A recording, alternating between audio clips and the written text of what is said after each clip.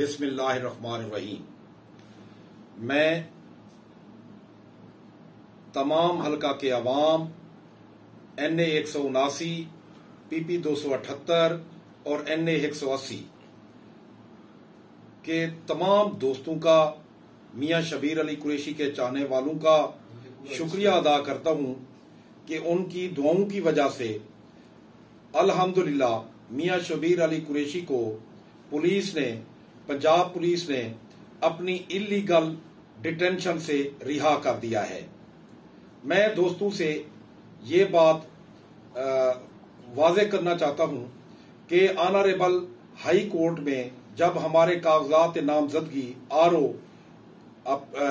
NA 179 اور RO NA 180 اور PP 278 نے مسترد کیے تو اس کے خلاف ہم نے الیکشن اپیلیٹ ٹریبیونل جو کہ Ali Zia Bajwa justice high court Multan bench کے پاس اپیلیں دائر کی۔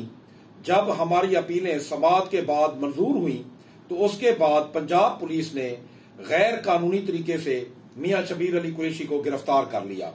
حالانکہ میاں شبیر علی قریشی کے خلاف 5 مقدمات غیر قانونی جو غلط اور جھوٹے بے بنیاد تھے وہ اپنا پنجاب پولیس نے درج کیے ہوئے تھے۔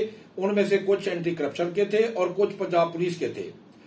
اس میں حالانکہ ہم نے متعلقہ کورٹ سے ضمانتیں لی ہوئی تھی اور ایک مقدمہ جو BMP کے تھا اس میں سے ہم نے ہائی کورٹ سے اپنا وہاں سے بیل کروائی ہوئی تھی، لیکن اس کے باوجود بھی پولیس نے غیر قانونی طور پر انہیں اپنی حراست میں لیا۔ لیکن الحمدللہ ہم نے اسی وقت ہائی کورٹ میں اللیگل ڈیٹینشن کے خلاف پٹیشن دائر کی اور اس پٹیشن پر معزز جسٹس صاحب نے CPO ملتان اور RPO ملتان کو طلب کیا، جس نے یقین دہانی کرائی کہ ہم اب معزز عدالت میں پیش کر دیں گے۔ لیکن اس سے پہلے چونکہ پیشی منڈے کی ہے تو اس سے پہلے پنجاب پولیس نے چونکہ گرفتاری وہ غیر قانونی تھی، غیر اخلاقی تھی، بلا جواز تھی، میاں شبیر علی قریشی صاحب کو رہا کر دیا ہے۔ الحمدللہ یہ سب کچھ میں آج پھر اپنی اعلیٰ عدالتوں کا شکر گزار ہوں کہ انہوں نے بر وقت کارروائی کی۔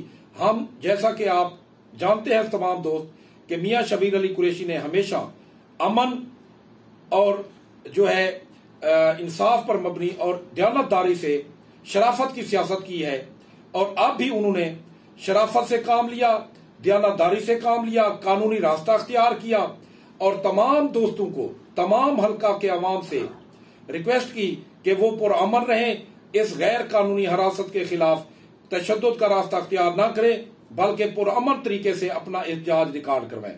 الحمدللہ عدالتی مداخلت کی وجہ سے میاں شبیر علی قریشی کی آج رہائی ممکن ہوئی ہے۔ میں تمام دوستوں کا، حلقہ کے عوام کا شکر ادا کرتا ہوں جنہوں نے اس غیر قانونی حراست کے دوران اپنی دعاؤں میں یاد رکھا۔ Thank you very much.